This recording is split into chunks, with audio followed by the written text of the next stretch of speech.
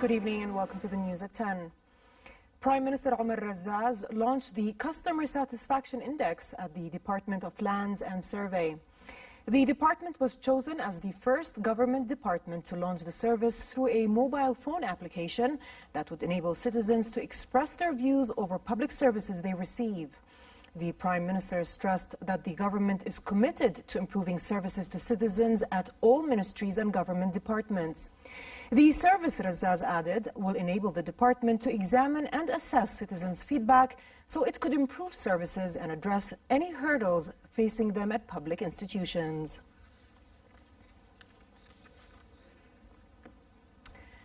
Deputy Prime Minister and Minister of State Raja al-Mashar said that no one can dictate to Parliament what to do.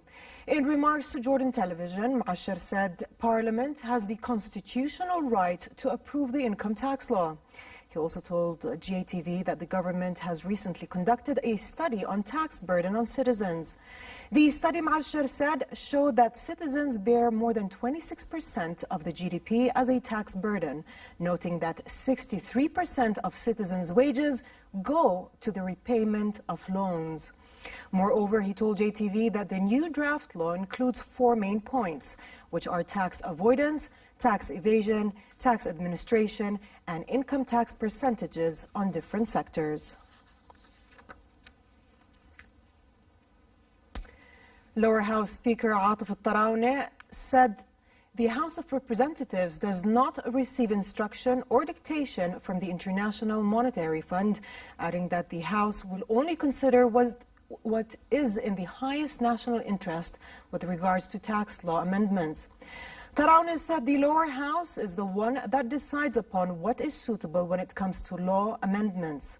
He also said the leading priority for Jordan is maintaining its interests, security and stability, including preserving the continuity and cohesion of the poor and middle classes. He added that the House understands the difficult economic situation the kingdom is going through and the need for amendments to the income tax law that would lead to justice and fight tax evasion. Tarawneh said the House also recognizes the need to give the government ample time to implement its program, which he said the House will do. He concluded that the House has faith in the Prime Minister's intentions to bring about the desired change that avoids placing further burdens on citizens. Palestinian men took to the streets of Rafah in a funeral procession for a youth killed during yesterday's clashes with Israeli forces. Gaza's health ministry named the 15-year-old youth shot dead by Israeli soldiers as Mu'min Ibrahim Abu Iyada. His body was first taken to the Abu Iyada home, where mourners bid farewell to the teen before his body was carried on a stretcher in the funeral procession through the streets of Rafah. Yesterday, Israeli forces opened fire during a demonstration in the southern Gaza Strip.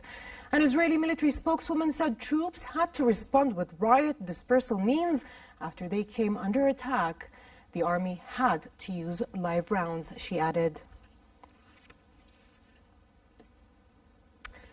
Russia's foreign ministry said Israel must provide Moscow with more information about the downing of a Russian military aircraft near the Syrian coast earlier this week. Russia has said Syria shot the plane down shortly after Israeli jets hit the area and accused Israel of creating the dangerous conditions by failing to give sufficient advance notice. Israel dispatched its Air Force chief today to brief Moscow about the incident. Meanwhile, in Geneva, Russia and Turkey told a weekly meeting of the UN Syria Humanitarian Task Force that they were still working out the details of their plan to avert a major battle in Syria's Idlib province, but were optimistic.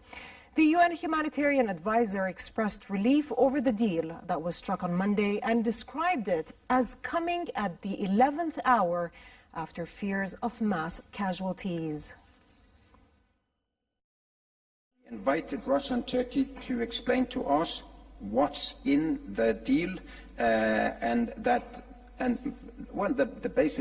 basic message was we're very optimistic that we, the two of us, can work this out to minimize bloodshed, to avoid the big war. In sports, a superbike outpaced a fighter jet, a business aircraft, an electric car, and 3 sports cars in a 2-day test race at Istanbul's airport as part of Turkey's first airspace and technology festival dubbed Technofest. A Challenger 605 aircraft, Turkish F-16, Tesla PL1000DL, Aston Martin, Lotus Evora, Red Bull Formula 1 car, and Kawasaki H2R took part in this stunning high-speed race on the 400-meter-long runway. The superbike, driven by former Supersport world champion Kenan Sufoglu, won the race, outpacing his rivals by 0.04 seconds.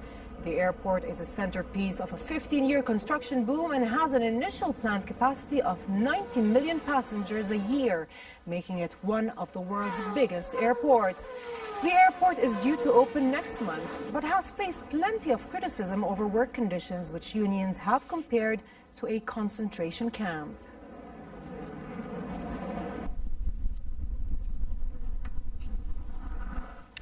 And finally, the weather outlook.